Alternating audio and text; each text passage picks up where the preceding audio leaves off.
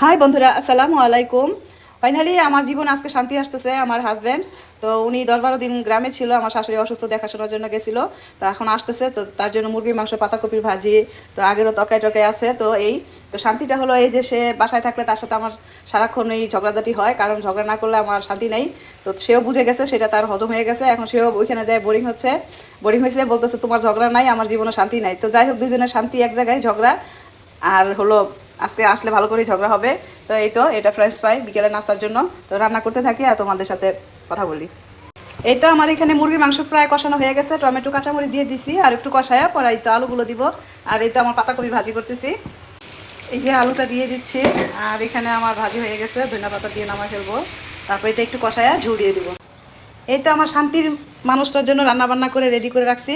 তো সে আসতেছে। তো যাই হোক, তার সাথে যত ঝগড়াই করি, সে আমার সব, সে আমার মাথার আকাশ ছাদ। তো তার গুরুত্ব পৃথিবীতে সবচেয়ে বেশি আমার কাছে। তো সে সবসময় যেন আমাদের ভালোবাসা এরকম থাকে। সবাই দোয়া করো। তো আল্লাহ হাফেজ।